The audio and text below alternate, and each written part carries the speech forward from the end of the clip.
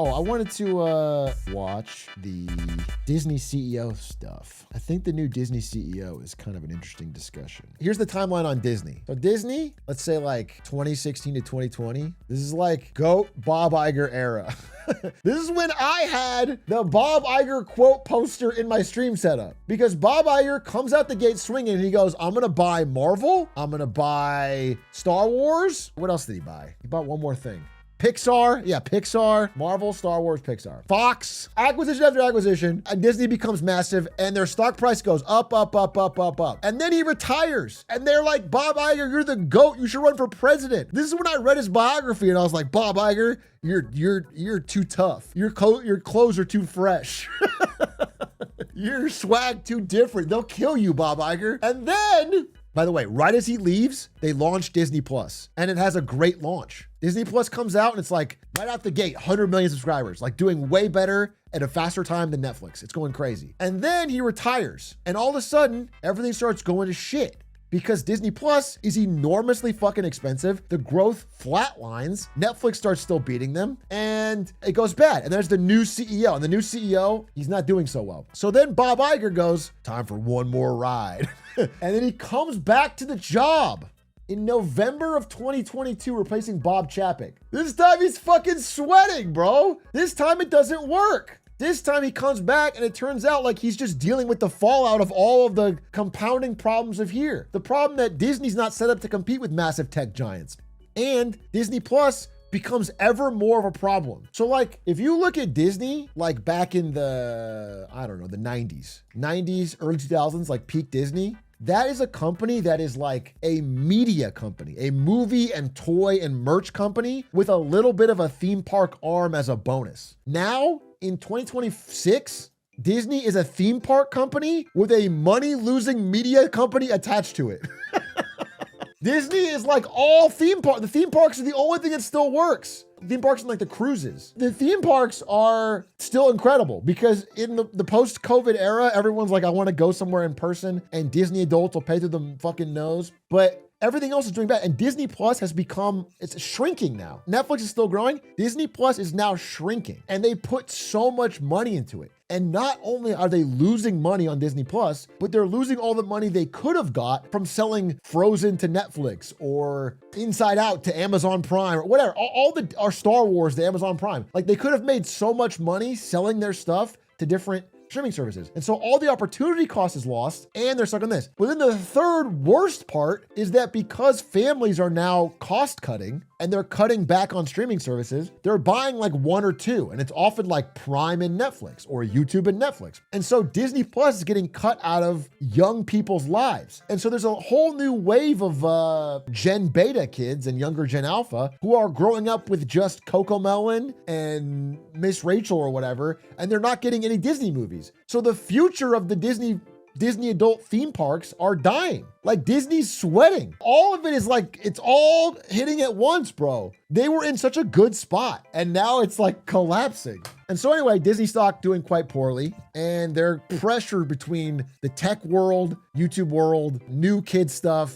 And so now they have this new CEO, and I wanted to watch, there's a short video that's supposed to cover like his plans, but I'm like interested because I don't know what he can do in the short term, except maybe lean more into live service stuff. The next CEO of Disney is Josh D'Amaro.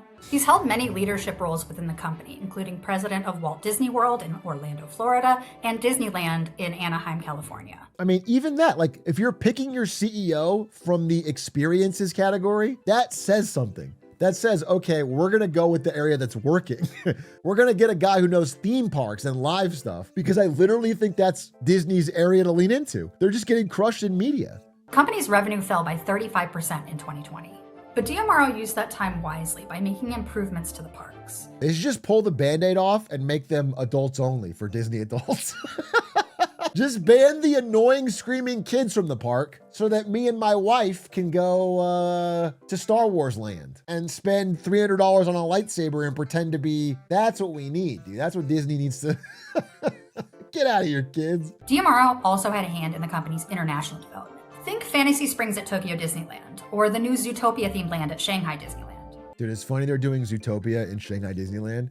You know why that is? Because Zootopia 2 is the best performing Western movie in China ever. It beat Avengers Endgame. For some reason, maybe it's because everyone in China's a furry. I'm just putting that out there as a thesis. They love Zootopia. They go crazy for it, bro. By the way, like until Zootopia 2 just came out, Western movies in China were on like a huge downward trend because they have their own movies now. They have their own Chinese homegrown movies. They had that Nuja 2 animated movie, broke box office records last year. But then now Zootopia 2 just came out and bucked the trend, dude. It went crazy. So they're gonna make Zootopia 3, 4, and 5. I promise you. I promise you that. And they're probably gonna be set in China. It's gonna be the fox and the bunny taking a trip to a magical new Zootopia. So, there's gonna be a panda or a dragon character in the next Zootopia. I promise you that. I'm hand of godding it, dude. Promise you. Walden is co-chairman of the Disney Entertainment Unit, so the TV and streaming realm is really her. Damn. No disrespect. I'm not doing appearance judging here, but something about those eyes are kind of soulless. It's Mr. Beast smile. That's what it is. It's Mr. Beast smile. Something about the way she's smiling without her eyes, it's creepy. D'Amaro has been more public-facing, especially as Disney invests in its theme parks. Frequent Disney visitors have told me it's not uncommon for D'Amaro. He's kind of got it too, honestly. As Disney invests in its theme parks. Maybe if you're a 30-year Disney executive, it just comes with the territory. That's intense. Iger, who called the shots at Disney for the better part of 2 decades, leaves behind a notable legacy. So D'Amaro does have some pretty big shoes to fill. But as someone who's been around him a dozen times, it does feel like he has that magic Disney touch. And it helps that he's got a pretty good track record. It's just fucked because if Iger had left the first time, his legacy would have been untouchable, bro. But now it seems more like the product of its time. Yeah, I mean, Disney stock has been flat since 2015. 11 years flat. This is when they thought Disney Plus was going to work, and this is when they realized it wasn't. So the 5-year performance is down 40%. Zootopia 3 will change everything. The traditional argument is that Disney's trying to get acquired. There was a thought a while back that Apple might buy Disney, but I think Apple's not interested anymore. Also, that should be blocked. Another thing that should be blocked. We don't need to consolidate ever more of the few relating media companies into 2 tech companies. You think Zootopia Tokyo Drift. You think to attract the gigantic Chinese movie market, they should call it Zootopia Tokyo Drift. That's what you think. Because they love Japan and China. I'm not so sure that you've nailed. I don't think you should be the next CEO of Disney, is what I'll say. Oh, wait. One more? Why Disney is more expensive than ever? Because they raised the prices. This is like the Jimmy High Roller video, bro. I can answer it in 2 seconds. Basic Mickey ears are up 67%. And the Mickey pretzel is up 118%. Just pause, first of all. If people can't afford Mickey ears, our economy is going the wrong direction, okay? People need to be able to afford. Back in my day, you could afford on a single family salary to get Mickey ears for the family. Now you have to pick. You have to pick your favorite kids. Every year I think to myself, well, what's my breaking point? When will I say, oh, this is too much for an annual pass? This is the youth that Disney's going for now. This is the new core Disney consumer. Disney is made up of 3 main segments, and entertainment led the way for decades. Bro, Disney Channel was cinema growing up. Okay, you can't. Disney Channel was good. It was bangers. It was a very competitive TV service for children. A lot of good stuff on Disney. I think pound for pound, Disney Channel beats whatever the fuck they're watching now, Cocomelon. And what channel has like kids shows like that now? Where do you watch that now? What is the current like Sweet Life of Zach and Cody or like a movie like Brink? Just YouTube? It's Twitch? It's Kai Cenat? It's fucking YouTube. Damn, bro. That's kind of crazy. High key. Disney committed an enormous amount of money to catch up with Netflix. It committed tens of billions of dollars. At one point, spending more than double what Netflix was spending. It's the Big A Clips channel, yeah. As time went on... Dude, spending double what Netflix is spending to get Mandalorian and Grogu. To get, like 18 different fucking Marvel shows that are all like Damn, bro. She-Hulk and that's why. Andor was good, but even Andor I heard was like, unfortunately, not a hit. Like for the amount of money they spent. They spent crazy money on it. I'm glad we got Andor. It's a lucky fluke, but it didn't make the money back. It didn't drive enough subs. There's a whole industry built around planning a Disney vacation. Search online and you'll find countless groups, some even directly affiliated with Disney. Isn't NL the one that always goes on Disney cruises? Are they pivoting to a Northern Lion based strategy? They're all in on bald, mid-30s, single child families.